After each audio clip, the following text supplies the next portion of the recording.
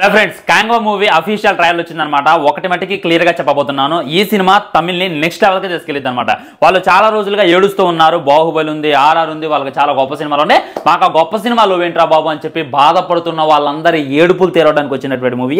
ఏడుపులు తీరడానికి వచ్చేటటువంటి బెస్ట్ మూవీ ఏది ఉందంటే కంగువాగా చెప్పుకోవచ్చు. ఆల్మోస్ట్ 350 కోట్లు పెడుతున్నారు. డైరెక్టర్ కూడా అంత ఎక్స్పీరియన్స్డ్ కాదు. సూర్య చూసుకున్నట్లయితే అసలు మేము ఊహించడానికి త్రిబుల్ డబుల్ వస్తుంది సినిమా, డౌటే లేదు అని చెప్పి ఎలివేషన్ ఇస్తున్నారు.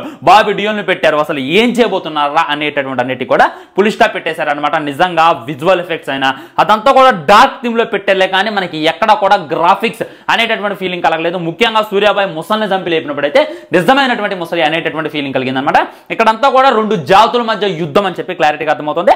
అడవిలో నివసించే వాళ్ళు రెండు జాతులు. మొట్టమొదటి ఏంటంటే బాబీ డియోల్ జాతి. తనేం చేస్తానంటే యుద్ధం చేస్తుండో తన కింద వారిని తక్కువ జాతి అందరినీ కూడా చంపేస్తుండో వాడిని ఎదిరించగలిగేటటువంటి మగాడు ఎవడనంటే ఖచ్చితంగా కంగువాని పిలువారా కంగుడు అయిన తర్వాత కంగువా అయితే రావడం జరిగింది. చాలా అంటే చాలా డిఫరెంట్ గా ఉంది భయ. డ్రెస్సింగ్ అయినా కండలు చూపించే చూసాను కానీ కండల చుట్టూ కూడా అవి ఏదో గీతలాగా పెట్టడం జరిగింది అనమాట. దీనికోసం కూడా వాళ్ళు చాలా క్షమించారని చెప్పి క్లారిటీగా చెప్పేస్తున్నారు. ముఖ్యంగా ఆ విజువల్ ఎఫెక్ట్స్ అయితే దండేసి దండం పెట్టవచ్చు. ఆ కోట్లు పెట్టారు కదా అదంతా కూడా మనకి కళ్ళకి కట్టినట్టు కనపడుతుంది అనమాట.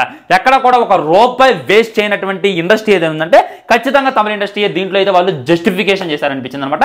ఆ సినిమా ట్రైలర్ ఒక ఎత్తు, ఆ విఎఫ్ఎక్స్ ఒక ఎత్తు, అండ్ మన సూర్యబాయ్ యాక్టింగ్ ఒక ఎత్తు. నార్మల్ క్యారెక్టర్ జస్ట్ 5 నిమిషాలు వచ్చే అల్లల్లాడించే ఆయన ఇంకా 350 కోట్లు కంగువా అంటున్నారు. మొత్తం కూడా ఒక drama type, periodic drama type ఈ సినిమా ఉంది. బాహుబలి రేంజ్ అంటున్నారు. మరి ఏమైంది అనేటట్టు అన్నిటి కూడా యాక్టింగ్ అయితే చింపి పడేసింది అనమాట. అవతల బాబీ డియోల్ ఉన్నాడు. తన యాక్టింగ్ కి డబల్ తన యాక్టింగ్ చేసేటటువంటి ప్రయత్నం చేస్తుంటాడు. నాకైతే తన ఎక్స్ప్రెషన్స్ అయినా, తను అరిచేటటువంటి విధానమైన, తన క్రూరత్వమైన చాలా క్లారిటీగా కనబడుతుంది. రూత్లెస్ రివెంజ్ అనేటటువంటి క్యాప్షన్ కూడా ఇవ్వడం జరిగింది. హైలీ డ్రామా, హైలీ ఎమోషన్స్ కూడా ఉండబోతున్నాయి అనేటటువంటిది వాళ్ళైతే హింట్ ఇచ్చి పడేసారు. ఇక సినిమా ఎలా ఉంటుంది అనేటటువంటిది చూడాలి.